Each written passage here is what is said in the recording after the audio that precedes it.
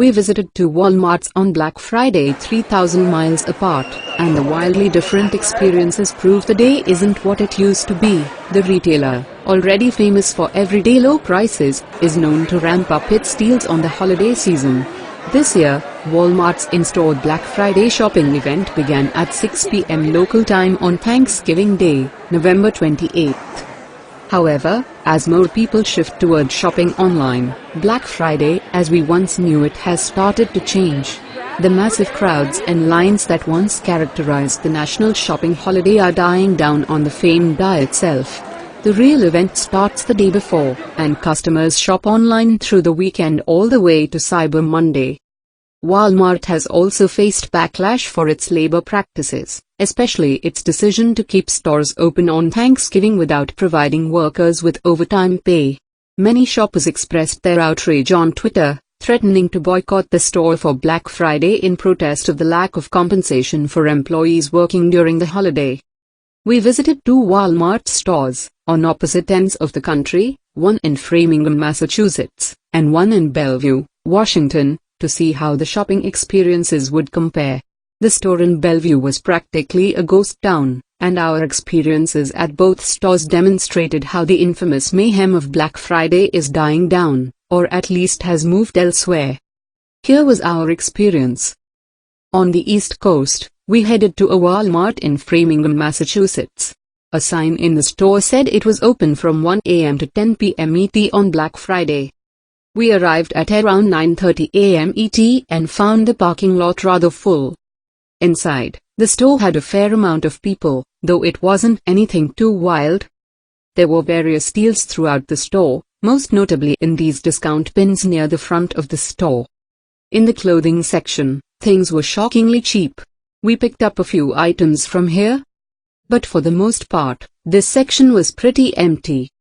Surprisingly, the many toy aisles in this Walmart were, for the most part, pretty empty as well. The story was the same in the arts and crafts and fabric sections as well as the sporting goods section. Pretty soon, it became clear what everyone was shopping for at Walmart that day: televisions. Though the store was not too crowded overall, we had to watch our steps so as not to crash into a cart with a massive TV monitor popping out of it. Carts like these could easily be found in multiple areas of the store.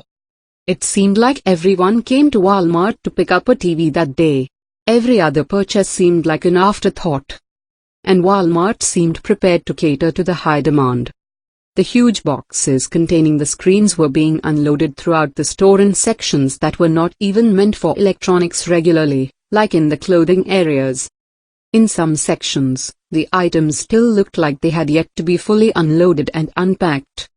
The electronics section itself was the most crowded section of the store. Here, we found a bunch of employees on hand helping out different shoppers.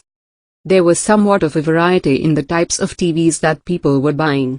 We saw shoppers representing brands like Vizio, as well as Samsung. But the Philips 65-inch 4K Ultra HD model was the most popular by far. Signs indicated that these items were going for $278 each. They seemed to be getting unloaded at a ridiculously fast pace.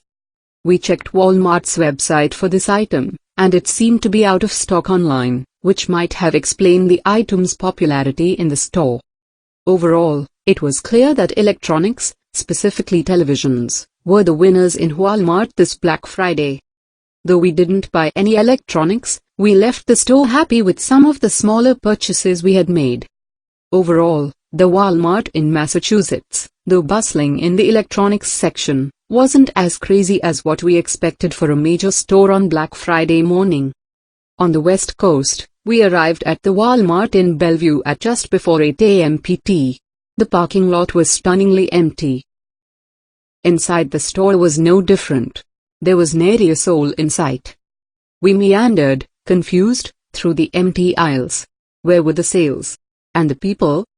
Aisles were blocked off by haphazardly placed bins of product, and cleaning equipment was left out in the open. It seemed to us that there were more employees than customers in the store.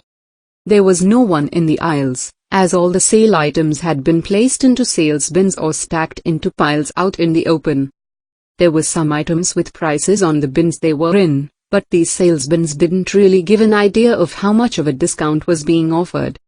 It soon became clear that the only major sales in the store were either for toys or TVs.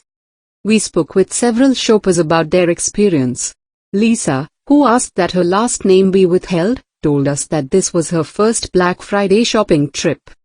She had picked up a toy for her boyfriend's daughter and was browsing the puzzle section, saying there was not a whole lot going on. Amanda, who also requested we leave out her last name, told us that she'd just happened to wake up early and decided to see what was available. She had also picked up a few toys for her kids, but she seemed unsure about her purchase, saying, "I don't know if I'm going to get any of this." One major reason was that none of them had visible prices. Though some items were clearly marked, many were not. Even in the electronics section, where the majority of the deals were supposed to be, customers weren't really buying anything. All in all, our Black Friday visit to Bellevue felt like a normal trip to Walmart. Bellevue is a suburb of Seattle, where Amazon's headquarters are. It's possible that this area just doesn't have that many Walmart shoppers, as many Amazon employees and other tech workers might prefer to shop online. But our trip was also indicative of a larger trend, at least in this part of the country. Black Friday, as in the day after Thanksgiving, is no longer the foot traffic superstar it used to be.